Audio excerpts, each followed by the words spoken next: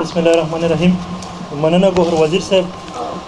یقینا چې محفل د شعر و شاعرۍ د نثر خوان نه کو خو د یوت اف وزیرستان صدر و د هغې ټیم ته به زه د ګلونو د وجیرې ګلونو په نندوره باندې په کامیاب ایونټس باندې مبارکباد پیش کوم. و دا موضوعات مې غواړي چې موږ د سره په د پروګرامې شي په د مخشه ورځې خاص شرکت ونه کړو خو نن موږ ضروري ګڼله چې نن به خامخا د خپل ذریعہ کې کوي او موضوعات په دې نه غواړي چې تاسو ته ټولې ته پته وي چې په روان 14 تاریخ باندې د پښتون تحفظ موومېنټ جلسادو په میران شاه باندې د په مصروفیات شامل نیولې وي.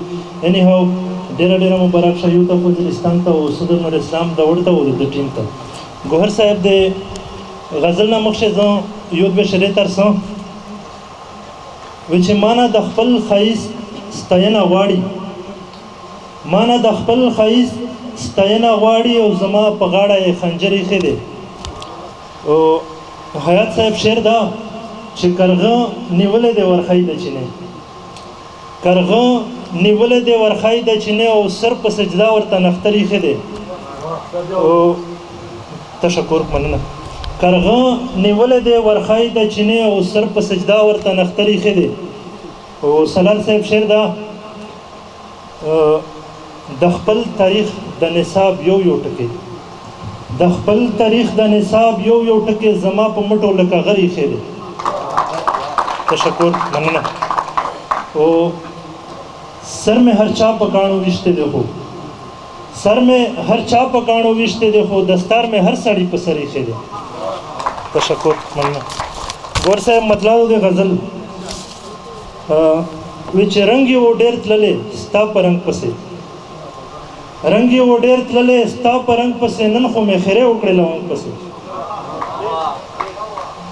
رنگي و ډېر تللې ستا پرنګ پسې نن خو مې خیره وکړې لونګ پسې او سر تر پوندو ښکته کړي د مینې نه سر تر پوندو ښکته کړي د مینې نه او زی د دنیا ګوټ ګوټ ته په جنګ پسې.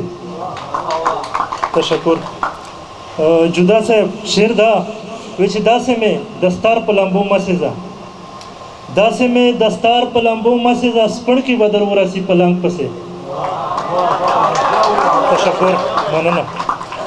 داسې مې دستار په لمبو مسیزه سپړ کې بدر ورسي پلنګ پسې. او ګوهر صاحب شعر دا چې ساندو مې زیګر پرا پرا کړلو ساندو میں زگر پرا پرا کړلو لږ غوږونه ګرځمه پټنګ پسې. عادل صاحب شعر دا چې غلا ترې څوکیدار په رڼا ورس کوي غلا ترې څوکیدار په رڼا ورس کوي او سپیره خوشي شوي په ملنګ پسې. تشکر مننه. او ساز دې د هر ټکي د وجود نه ځي ساز دې د هر ټکي د وجود نه ځي او غلې شافتوې ګرځي په چنګ پسې. تشکر. مقتدو چې وخت د وړه داسې لوبې وکړي چې وخت د وړه داسې لوبې وکړي چې شمع به اوس ګرځي په پتنګ پسې. یو جهان مننه.